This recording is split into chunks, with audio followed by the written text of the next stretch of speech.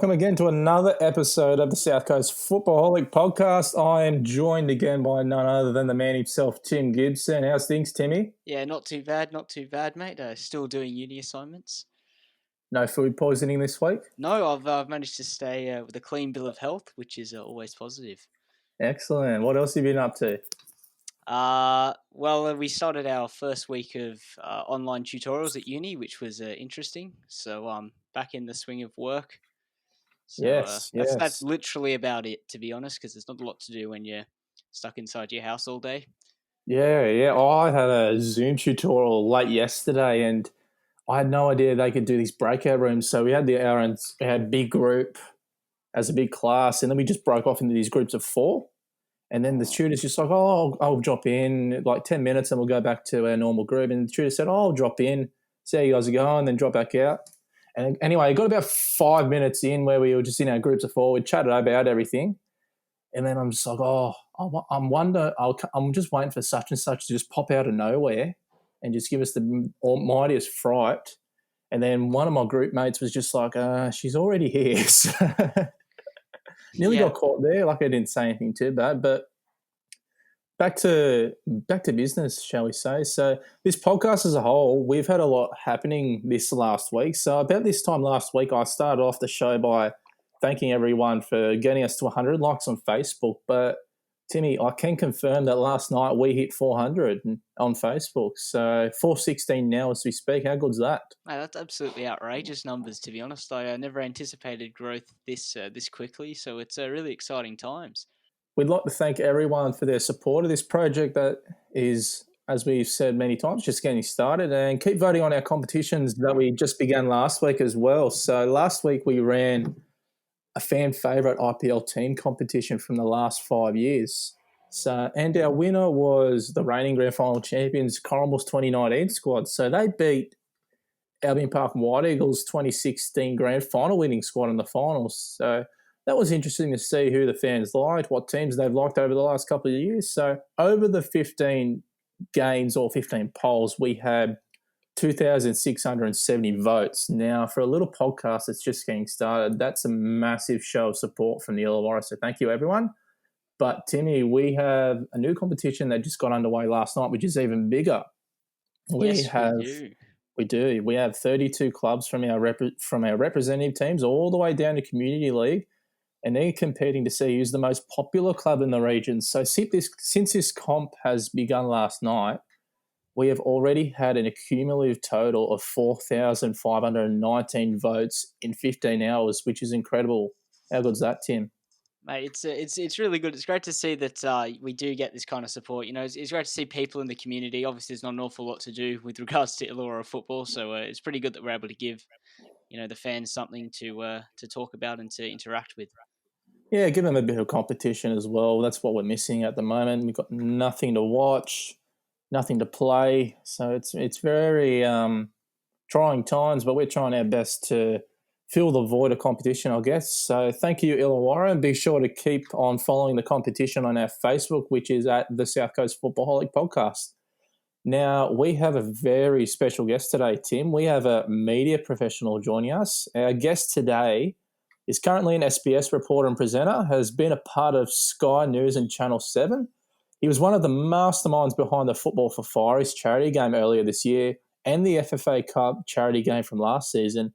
He is currently Community League club Albion Park City's goalkeeper and president. Please give a warm welcome to Adrian Arciuli. Adrian, thanks for chatting with us, mate. Mate, you got to take. Thanks, boys, but you just got to take back everything you said. You've done me too much credit there. I'm just a nobody, mate. I'm just a battler, mate. I'm just a battler from Albion Park, living the dream. That's it. I don't actually have a job. I'm unemployed, so I don't consider covering sports every day a job. It's a hobby, so just lucky to get paid for it. So it's good. But you're doing a great job down there. Big community down there. So it's great to see someone starting a podcast up and. Football's huge in the region, so the more voices, and it's great for you guys that to be doing this stuff already, and it's fantastic, and I'm looking forward to chatting to you boys today. Now, I just want to quickly touch on your Albion Park City in our club competition on Facebook because they're up against Dandaloo Lions, and Dandaloo, I just checked, have just taken the lead in the tie.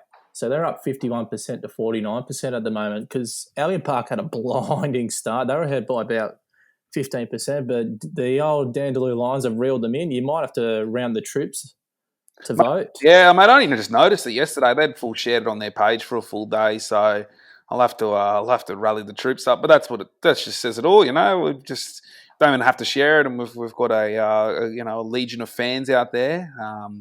You know, we probably only get average about 5 people to our games, so to know there's 200 people on Facebook voting for us, it says a lot about what we've done in the community. But it's pretty funny what you guys have done. I like it. It's pretty funny seeing it all. So who takes it really seriously, who doesn't? But Yeah. you know, no, it's good. It's always good banter between a Tandalura, historic club sort of thing. Should be probably, deserve to be back sort of in the Premier League and District League, but they're a good stalwart of the Community League now, and one of the big clubs. How has the last month been treating you at SBS? So obviously there's a lot been going on at the moment. How has that affected you in a way as an SBS reporter? It's been hectic, mate. It's been so busy. Just a whirlwind. Like it just sort of, you know what? I wasn't surprised this was going to happen because obviously we cover so much world news and we were seeing what was happening in China, and yeah, it was just a matter of time before it sort of got here. And yeah, I just don't think people sort of realised what was coming, and yeah, just it's been crazy the last few months. Like I only got married 4 months ago. Feels like a lifetime ago. I did that charity game in January. It feels like a lifetime ago. Basically just sort of every day. Like I remember what was it? Literally almost 1 full month ago now is when we stopped. Was our last game. Yeah, not even that. Yeah, it was basically we had a FA Cup game on the 14th of March, and then after that week was when we just got it was basically shut down. But we sort of knew it was coming. I sort of had a feeling it was coming. Maybe we could have acted a bit earlier, but I think they've done a pretty good job with it.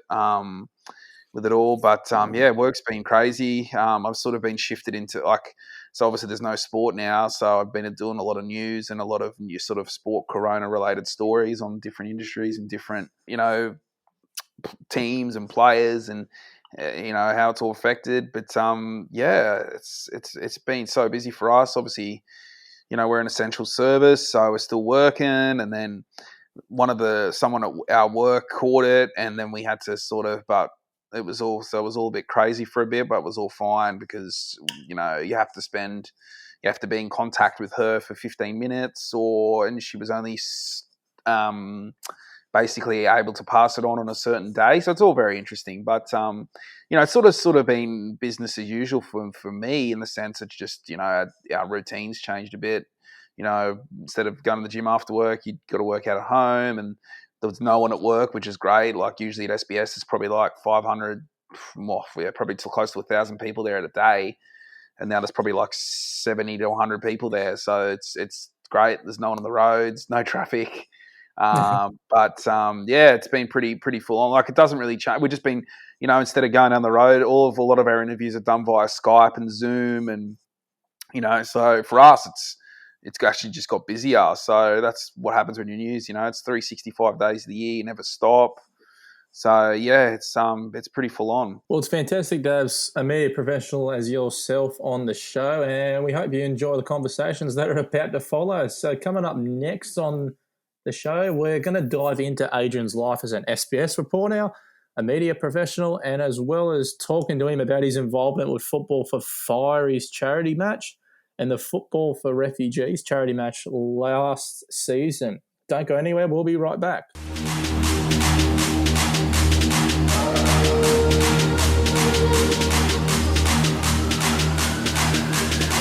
Welcome back to the show. Now, a media reporter, a media presenter, it'd be a very interesting occupation to work in, getting to cover different stories every single day, especially the world we live in right now. And our guest today gets to live that life. So tell us a bit about your current role at SBS at the moment, Adrian.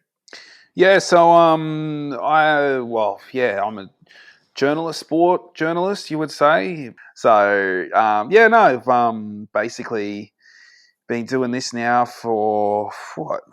Got my first job in the industry about 8 years ago. So I graduated, I obviously went to the best university in the world, University of Wollongong. About 15, I was lucky to go about 15, 20 minutes from where I grew up in Albion Park. And so I went there, graduated in 2012, and it was obviously quite hard to get a gig in the industry. It's a very hard industry to crack into, and it took me a lot of time. I was actually close to sort of just giving up and going to work in the coal mines because it was just so hard, and I was just wanted to make some money. But no, I persisted and then got a job with an entry-level job at Sky News, which is a very good position. It's called a liaison producer, which is, I don't know, I think they've still got it, but it's basically where a lot of people came through to get their first gig. I did that for about 4 to 5 months and then got a job at Channel 7 because I was working at Channel 7 and Channel 9 on the COS desk. I was not at all qualified for that position as I love sport and not my news sense wasn't great. And then I moved from there into working overnights, doing sport, producing it on weekend sunrise. So I did the hard yards for a few years. I'd start work at 1 a.m. on a Saturday morning. Sunday basically every weekend I'd start work at 1 a.m., finish at 10 a.m., just do that overnight shift and produce for sunrise. But it was the best sort of learning curve because you learn a lot. And then during the week, I'd sort of completely change my body patterns. It's not obviously long-term sustainable, but that's what you got to do sometimes. So I did that for a few years and then was able to sort of, get my experience up. And then I moved across to SBS in 2016, which was fantastic as a football lover. And I've been there for 4 years now, so it's been great there. They're one of the best places to work. Both they're just been fantastic in getting opportunities, and it's what you got to do. You just got to work hard, be nice to everyone, and it's been pretty crazy from there. I've got to do I'm 30 this year. I'm turning 30 later this year, but I've achieved pretty much everything I sort of set out to in terms of presenting, reporting. The only thing I was supposed to go to the Olympics this year, and that's obviously been cancelled. So fingers crossed I can go next year. But it's pretty whirlwind the last sort of 8 years, and it's a great industry to be in. It's it's an important job and one that you have to really work hard for, and it's not for everyone. It's you guys are obviously at the early stage, but you'll learn it's you got to handle pressure and just be able to adapt and learn a lot and be able to do everything. And you just got to be nice to everyone. It's a brutal cutthroat industry. You got to be able to, just do what you can and be nice to everyone. And so it's a great job to have. Like, as I said, it's not before. It's you're just lucky you get paid to watch sport, and sometimes you just got to. Every day you got to appreciate how lucky you are. It's a job people dream of, and you get to do it every day. And you do some work for SBS's The World Game, obviously not at the moment with football being called off, but tell us a bit about that and how interesting would that be? Because I can't imagine anything better than being able to work with The World Game. Yeah, so obviously I love football. Football's my number one. I love sport, but football's always been my number one passion. And I was lucky enough when I was at Channel 7 to do some stuff there. And basically when I moved across to SBS, it was all pretty crazy. I think in 2017, so Arsenal came out for a few games against Sydney FC and the Wanderers, and basically, so Lucy Zelic, great Luce, she was over covering the Confeds Cup, and it was just afterwards, and Stu Randall, who was the producer of the EP at the time of sport, said we need a presenter. You want to do this game? I was like, 100%. So that was my first real sort of gig over in the World Game, which was, so obviously I work SBS. I work in the news area, and there's a sports section as well. But I work in, it's sort of separate departments in that sense. So I got to host those games. They just threw me in, and you just got to be up to do it. And I was pretty happy with how I did. And then obviously Lucy had a baby what is it now, 2019? Yeah, she had a baby last year. So I sort of covered for her to the end of the Premier League season last year, and then we did different things. And obviously, we don't have as much. We don't have the Premier League anymore, so I've done a bit of basketball recently. So yeah, it's that's basically how I got involved there. So it's an amazing sort of job to be doing. Just and it's at the end of the day, it's you be professional, but it's just like you're talking to your mates at the pub and you're just talking about football, but you just got to be real. You just got to be a bit more serious, and obviously not swear and talk properly, and all those sorts of things. And you just play as the presenter. You sort of just play you're sort of like a centre midfielder. You just got to pass to them, give them and just direct it around and stuff. And it's it's an amazing sort of gig. Not everyone, it's hard to do. Don't get me wrong. You have to put yourself in that person's shoes. That's why you should never criticize anyone else for what they do, because it'll come back to bite you. You have to.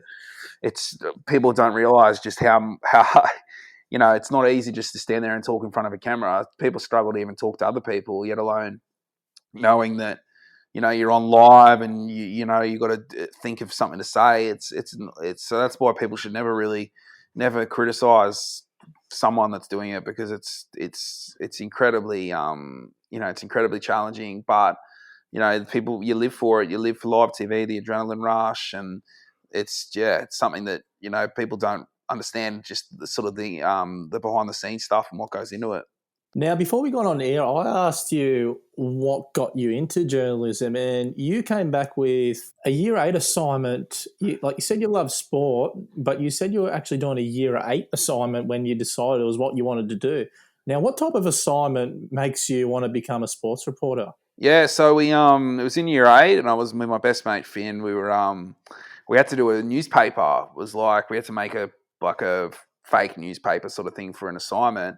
And we were massive Dragons fans at the time, and we made like a newspaper about like the Dragons, basically like a sport. We called it like the Sports Lobby, and I think we had to do a show as well. But anyway, so we basically did like a fake newspaper, and I was like, oh, this is amazing. I loved it so much.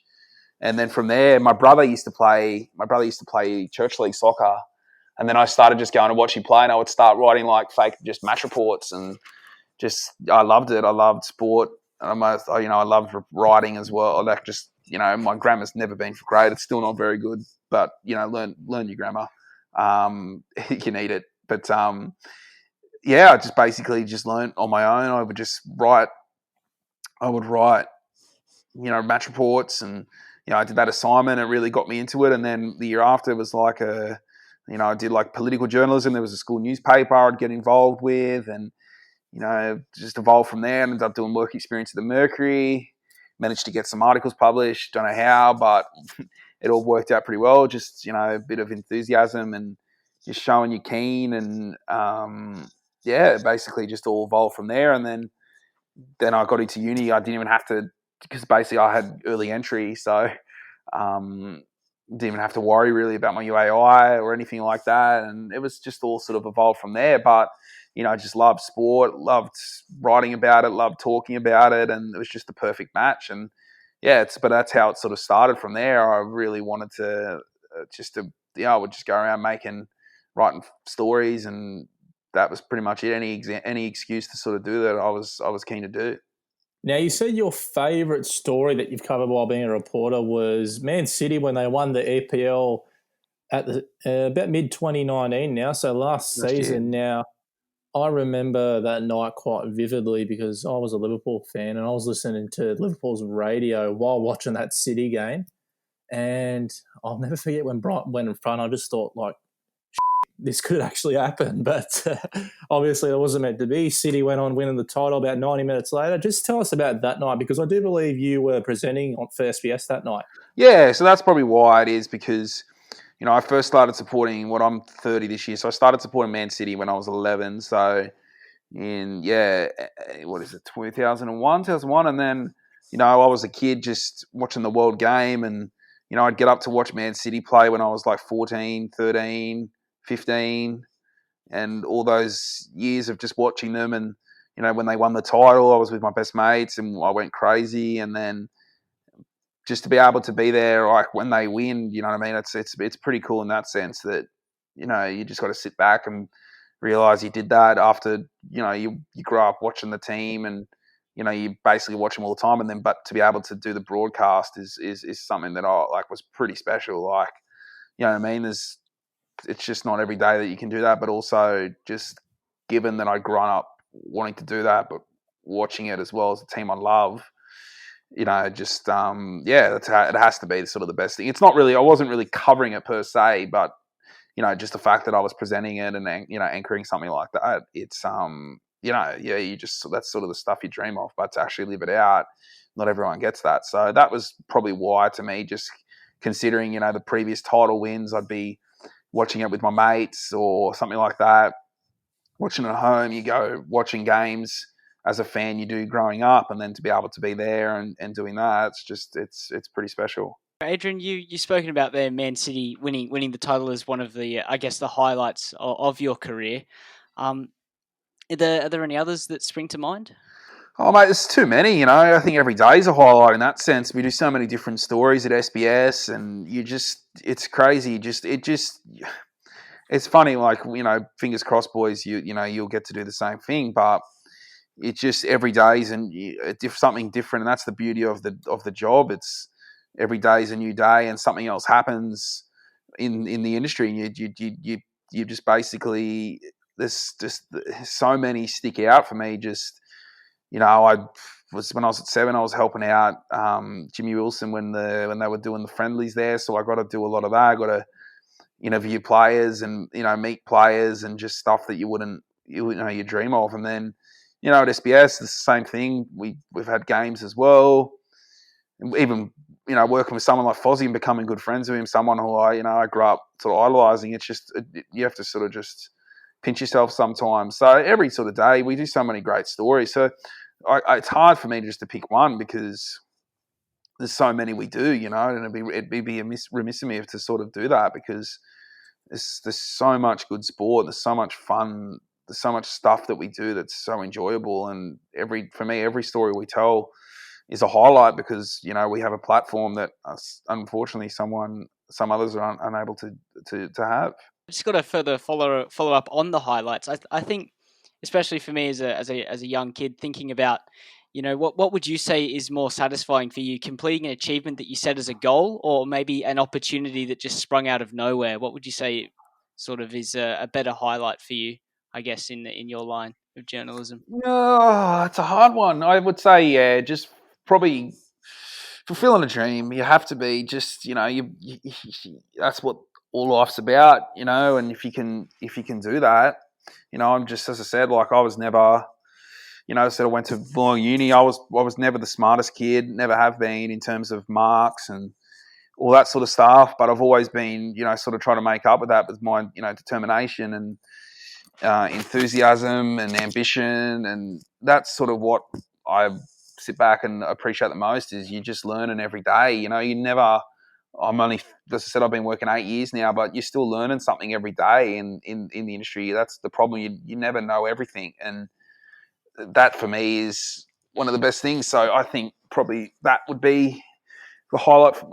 More important for me is just, you know, the dreams sort of I grew up with, but just, yeah, it's a hard one for me. It's just probably, as I said, I would say probably dreams. Before we came on air, we asked you who your favourite person to work with at SBS was, and you said, I suppose if I don't say my wife, I will get into trouble. So does your wife work at SBS as well? Yeah, my wife is Bridget, so she's one of the main producers there. So she does line up, which is like basically, so if you ever watch a news, she basically puts it all together in the terms of, like, she decides the order, she puts it in, does all that, does the lineup, basically. So yeah, we've been together for 6 years. So we got married in the last year, but she's been at SBS for 3 years. So yeah, no, my beautiful wife.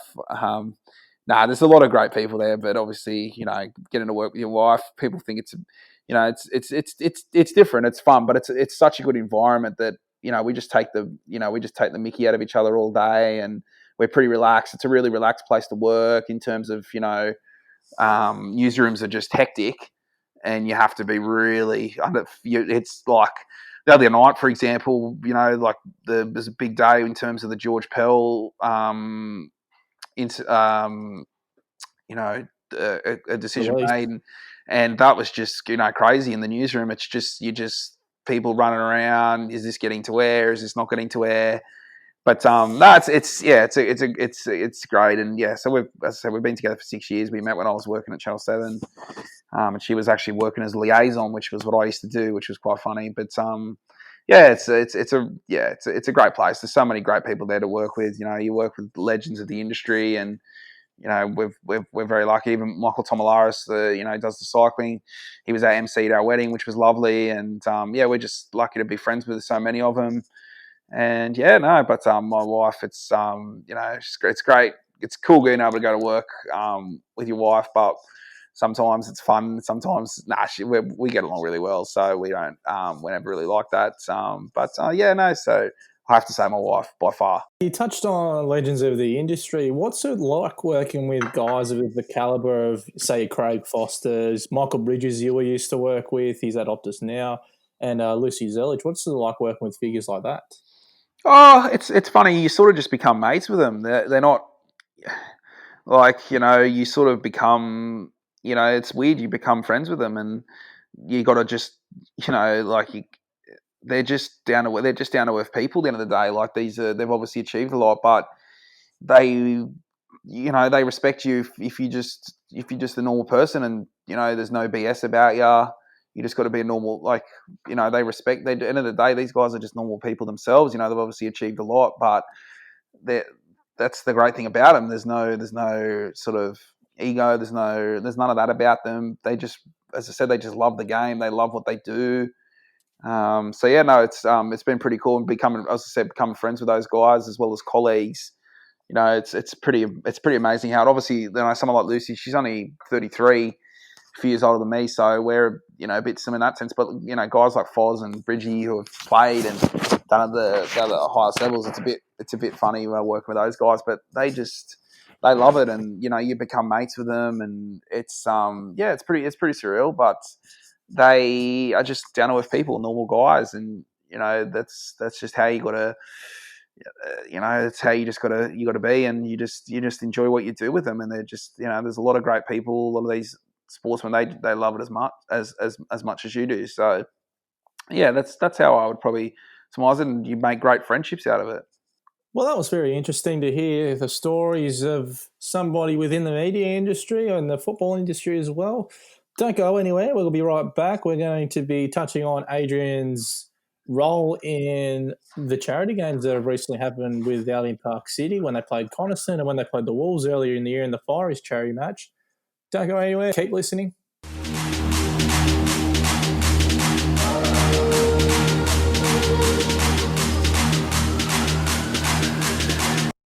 Welcome back to the show. Now, our guest, Adrian Arciuli, today has been heavily involved, especially over the last couple of years, with a lot of community charity stuff, especially with a mate of his who he still works with, some guy, what's his name again? Some Craig Foster or something like that. But him and Foz were the masterminds behind this next game we're going to talk about. This was the FFA Cup game last season between Albion Park City and Coniston. There was an Ian McLennan that night, on a Wednesday night. Connor got home in the end, but I believe Adrian, Albion Park held them out for about 45 minutes. Mate, one of the great achievements. Absolute bunch of battlers holding a Premier League side scoreless for 50 minutes. Was one of the funniest things I've ever been a part of. It was the most ridiculous thing ever watching that, it was really cool for a little club that started in a little schoolroom, St Joseph's schoolroom at St Joey's High, to be able to watch a Socceroo play for us was just absolutely hilarious. And then obviously playing against Coniston was just too much, in the sense that these guys, I think they played about 5 first graders, and the fact that they couldn't score in that first half was just hilarious. And our guys needed basically we needed a whole new team to come on at the second half, and it was just so funny. But that was great. It was a great night. It was I love the region. I love where I come from. I love where I was brought up. So any chance to sort of shine a light and do something for the region, which is great, and was just a great cause. So yeah, no, it was a great night, and we raised obviously a lot of money, and we were able to do a similar event this year as well. So yeah, as I said, just for a kid to grow up, following the Wolves as well. You just we don't obviously have a team on the national stage anymore. So any chance I can get to sort of raise the profile of the area and football in the area, I'll do 100%. Now, the idea of a charity match came up after Fozzie's amazing work with the Save Hakeem campaign. Obviously, that was well publicised around the country. Tell us about experiencing something like that firsthand. It must have been incredible seeing that. Oh, it's amazing. But anyone who knows Foz, like you get to know Foz, he's a determined guy, and he won't stop at nothing to see something through. And you can see it now. He's doing this Play for Lives campaign. He's an all-in type of bloke, so he's all in with this now as well, which is great. And yeah, obviously that Save Hakeem thing was just amazing, and he probably should get more recognition than I think he got for that. And it's pretty amazing what he did. Things like just basically rocking up at FIFA, just demanding an interview and saying, "Well, I need to speak to you now." And as I said, he was the head of the PFA. He's a lawyer. He's got a law degree as well, so the guy knows his stuff. He's a smart guy. So yeah, and then having been a friend as well of him, it was just like I was like, well, we got the draw, and I was like, well, why don't you just have a game with us? Like, why don't you play with us? It'd be pretty funny. He's like, yeah, actually, I'll do it. I was like, okay, cool. And then I was like, well, we may as well turn it into a bit of a circus and a bit of a charity match, and raise some. Obviously, at the time, it was, that's the thing about SBS. Like we're the multicultural broadcast. Like we do so many stories on refugees, so it's just natural for us. Working there, you learn so much about different cultures. That's why SBS is relevant for. SBS is just basically the only reason we exist is obviously to tell, like one of the main reason we do exist is to tell those stories, essentially, right? So you become really across all the issues, and so it's very important, and that's why obviously it was a good chance to sort of involve some of the local charities, because people forget, like Illawarra was built on migration. Like, it's only you have to look at the football clubs to realise that my mum's family, like I'm Italian obviously, but my mum's family came, worked out in the steelworks, my mum grew up in Conjilla.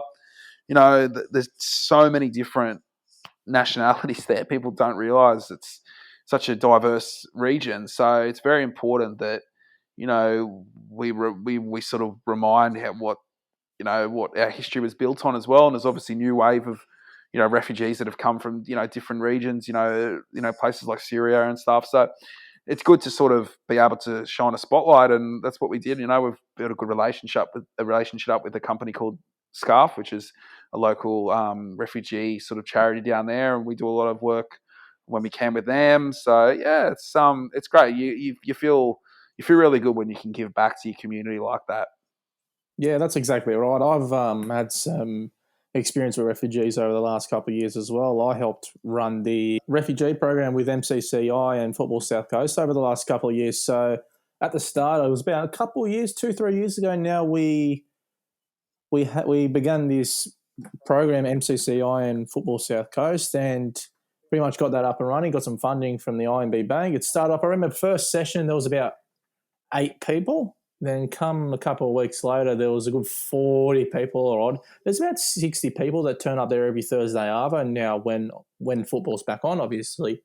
But it's just incredible to see, especially after what they've been through, the commitment these people have to just come play a game of football. They come for the love. They do it for the love. And they come down just to play with their mates on a Thursday afternoon. But they don't exactly have the greatest concept of time, and they don't exactly turn up on time, but they always come in the end. Yeah, so obviously, Adrian, you yourself and Craig Foster were the masterminds behind the game. I guess just logistically, what do you have to do to set up something like that? Okay, yeah. So, as I said, like I've run my soccer club for basically, like 11, 12 years now. So, I've always sort of enjoyed doing all that, and basically, yeah. So from from the start it works. Basically, I got Foz involved.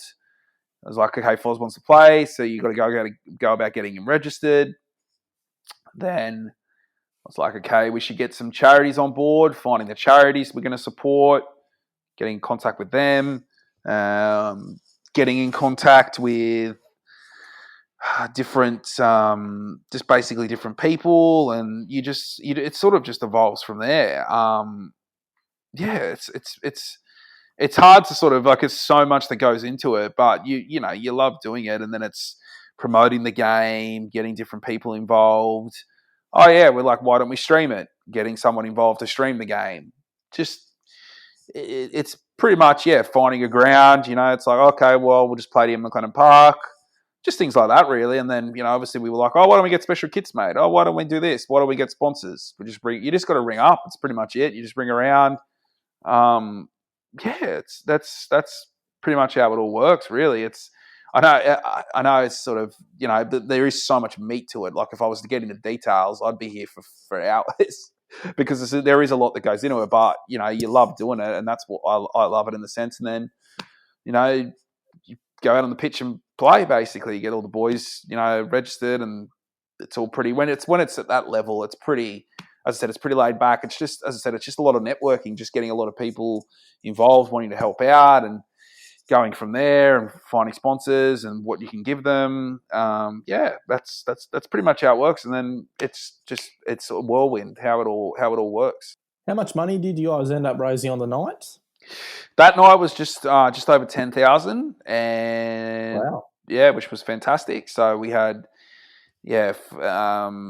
obviously we had a few initiatives where for every minute Foz played, money went to the charity, which was good, and which was great, from DRB Group and MSL Consulting, two long-time sponsors of our club, and just little things like that, meat raffles, all those, entry, $5, just all those little things. You just think of different ways and different initiatives, to do it, and it's almost like promoting in the sense, you feel like a nightclub promoter, not an actual a journalist or anything like that. But no, it's good fun, and as I said, it's good for the soul. You feel really good just to be able to sit there, and the fact that 700 people are watching a park soccer game just makes you happy in that sense. That if you can show if you can do that, it shows what anyone can do. Really, that's the whole point of it. It's like, if we can get 2,000 people to watch, for example, the Football for Fireys game over, it's just like, well, of course we can get 5,000-10,000 people to watch an A-League game. So it's just showing that you can do anything with,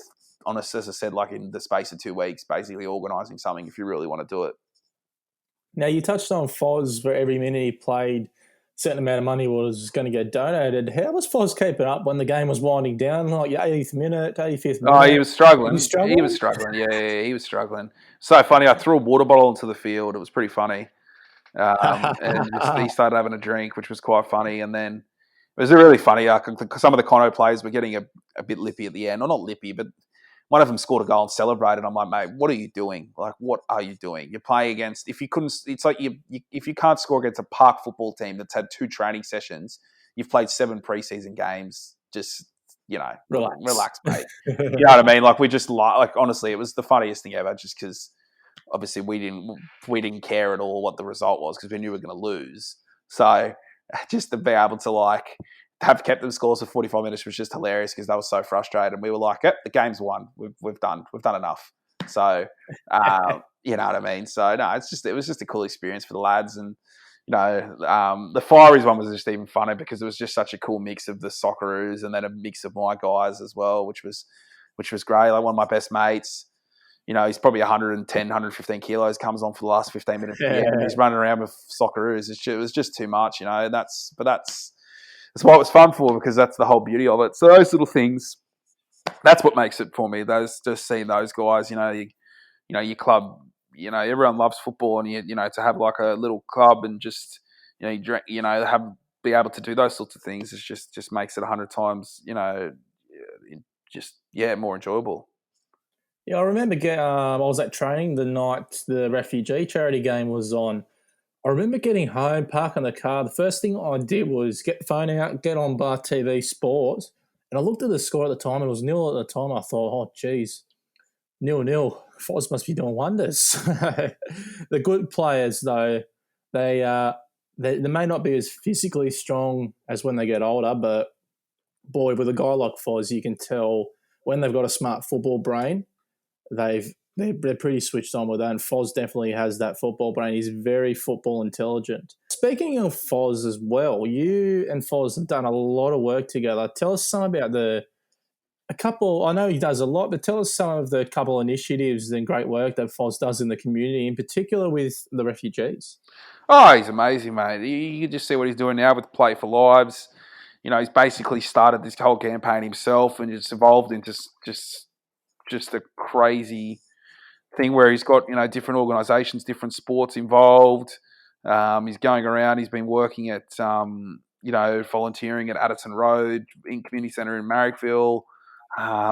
He does so much. It's just, you know, like he does it all out of the goodness of his heart, and it's amazing to see. You know, like, you know, we're just sort of this Play for Lives. You know, it's basically about getting, you know, obviously we can't play, but it's just trying to find ways to help out. So, oh yeah, he does a lot. He's always been a strong advocate because obviously he worked with Les Murray for so long, who was a refugee himself. So that's probably one of the reasons he became really attached to it. But you know, this, as I said, this Play for Lives is fantastic. Different charities involved, non-for-profits, and about trying to help out. So yeah, no, he's a great guy.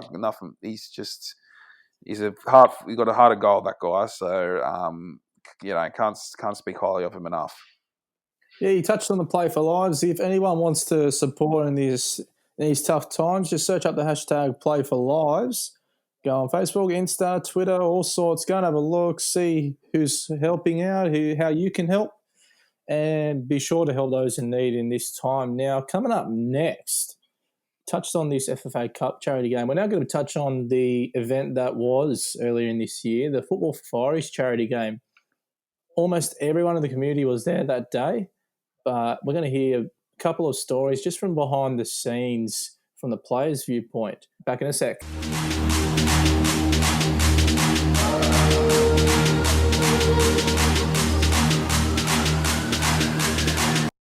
Welcome back to the South Coast Footballholic, final segment of the day. Now, this segment is going to be touching on the Football for Fireys charity match between the Wolves and Albion Park City earlier in the year up at Ian McLennan. I believe it was around January. Now, Adrian, so Luke Wilkshire was the original guest signing for this game.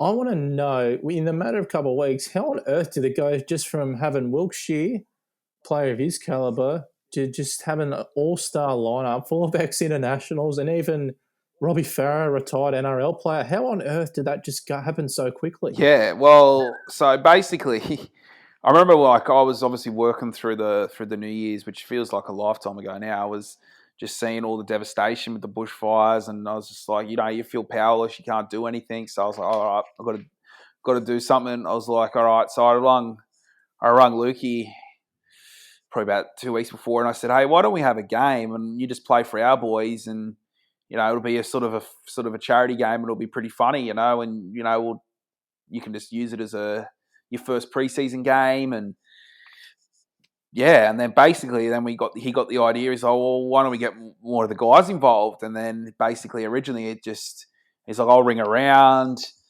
and basically, it just sort of just evolved from there. Getting some of the players we got involved was just crazy. He's like, oh, obviously he's played with these guys. He goes, mate, I'll get Emo involved. Mate, I'll get David Carney involved. Mate, oh, I got so and so. I spoke to Johnny, and then obviously he was working at Optus, and he's working at Optus, so it was like getting Optus involved. Obviously, I'm working at SBS, which is a bit awkward. So no, it was fine in that sense. But yeah, I just DM'd Robbie Farah because I knew he's a massive football fan, and I said, hey mate, I've interviewed him before, I've done some stories with him before, and I said, oh well, I'm just doing this. You want to have a run? This is what we're doing. He's like, yep.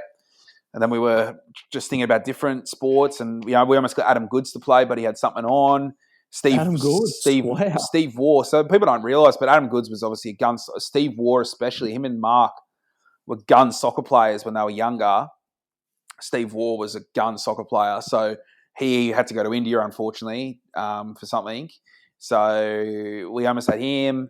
Players like Mile Stajovski. We almost had heaps more that could have played. And then basically we ended up where we did with some of the guys we had was just amazing. And, players like Paddy Spanswijk, who I've worked with as well at SBS. We could have had a few. Daniel McRae we almost had. Spider Kalach. So we had some. But what we ended up like, Lukey rung Stevie Corica.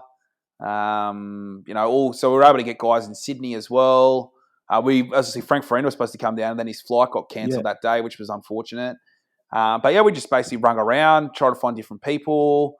Sort of as the momentum built, people wanted to get involved, which was fantastic. And then that's basically it. Lukey did a lot of the recruiting with that sort of side. I got a few guys, and then I was like, all right, Then I was trying to decide which one of my boys can play as well. So we ended up trying to get everyone as much a go as a run, and it was really cool because obviously the competitive edge kicked in for a lot of the older guys, and basically, getting to run around by these younger guys, which was quite funny, and then being able to stand in goals of all these like former Socceroos and stuff was just surreal, something I'll never forget. It was just crazy, and that's how it sort of evolved from there, and that's how things happen. You just like, oh well, why don't we get this guy? Why don't we do this? Why don't we get that involved? Why don't we do this? And that's sort of how things evolve like that. It's the approach you should always take. Nothing's everything's possible. If anything is possible, if you put your mind to it, and you have that determination and drive to pull something off, and that's what we did. You just got to ask. It's all people can do is say no, and that's the attitude you've got to have with everything. Sort of is. You got to you can be persistent. There's a line you got to draw, but if you do it the right way, people will most of the time want to be involved with something that's good like that. Could you imagine Mark and Steve Waugh sharing the field with the likes of Luke Wilkshire, Steve Corica, Timmy? Man, it'd be a bit crazy to have those kind of players. If they're decent at the game, though, it should be an interesting watch. Like, I know there's a bit of spin on the deck at Ian McLennan, but my, oh my, imagine that. Mate, Tugger, he'd have the handkerchief, mate. It would have been surreal, mate, seeing him play. But he was keen. That's the thing. It's just contacts. You build a contact book, and you become friends, and you have people that want to contact. So that's that's how it works. I'm still trying to get my head around. So Robbie Farah got involved through Instagram DMs. How good's that? Yeah. He loved it, mate. He absolutely loved it, and he's like, mate, I want to play FFA Cup, and it was just hard for us because we wanted to get him back involved, but it's just hard, because I got our guys that put such a big preseason and stuff, but we'll get him involved again with something, so it's great. That's awesome. Yeah, the two ex-players that impressed me the most that day was obviously Luke. He hasn't lost his touch. He's still involved heavily, but Brett Emerton as well. Now, I was watching Everton down that left wing. I honestly thought to myself, I still reckon he could handle it at, like, let's say, an IPL level if he really wanted to. Mate. That bloke could still play, mate. He's competitive. Mate, the funny thing was they all got shot to bits, like, and then the last half an hour, Emo turned it on. He was just like, screw this, I'm not getting showing up. He just turned it on. It was hilarious. He was like, basically after the first, he's like, oh, I feel it. And then he just went for it. So, that's how it always is, mate. Like the competitive edge kicks in.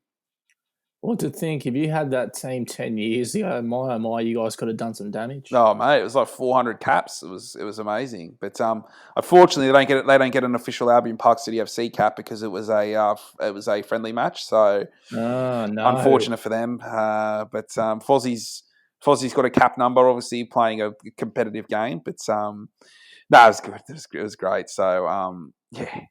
Yeah, Emo's coaching up at MacArthur Rams now, isn't he? I think so. I think he's involved. Yeah, so he's involved with stuff like that. So a lot of them are still involved with football and in a capacity, which is great. So that's the most important thing, keeping those guys involved with the game. Yeah, I read an article about Emo the other day. He said he actually, I don't know, I can't remember who wrote it. It might have been SPS, might have been Optus.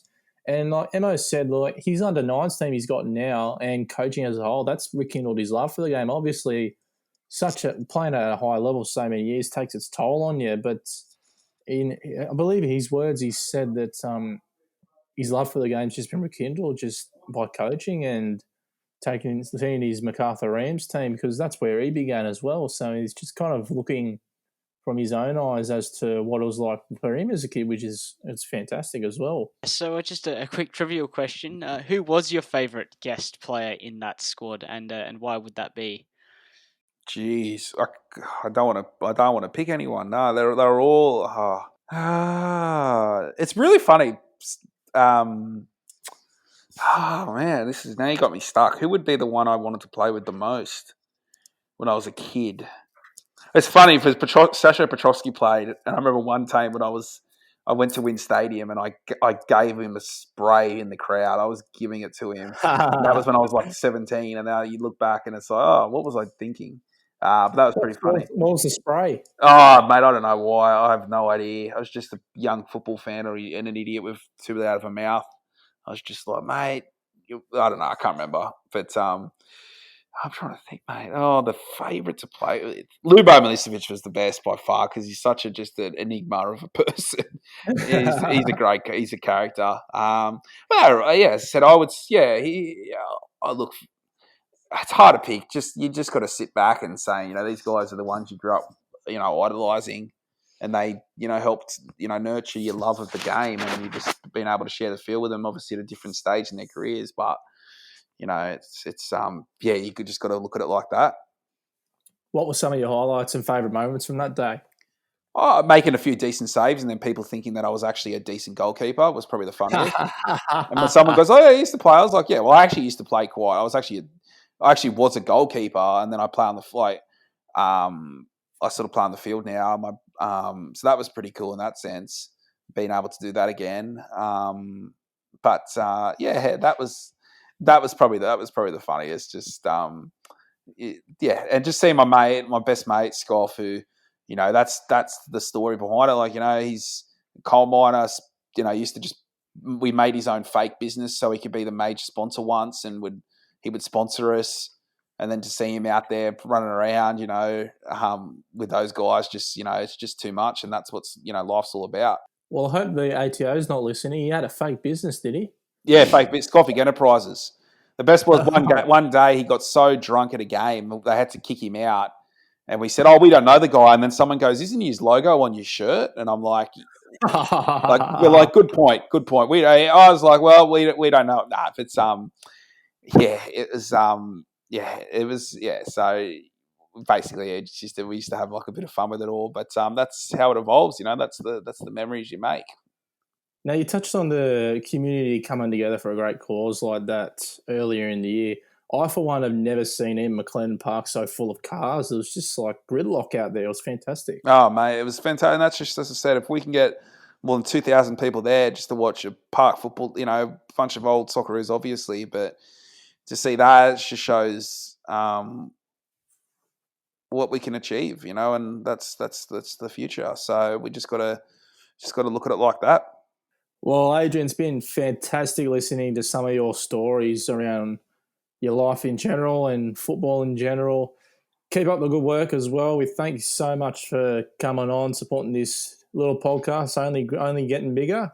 But with guests like yourself, it's only going to grow exponentially faster than that. So thanks so much for coming on. No worries, lads. My pleasure, and best of luck with it all. And just keep up the good work, and you just keep working hard and keep doing stuff like this, and it'll be great for you guys. And as I said, it's great to have people talking about football in the community as well. Timmy, thanks a lot, mate. What are you getting up to this Saturday? Oh, probably more uni work, to be honest, mate. Got assignments due next week, so just trying to finish those off.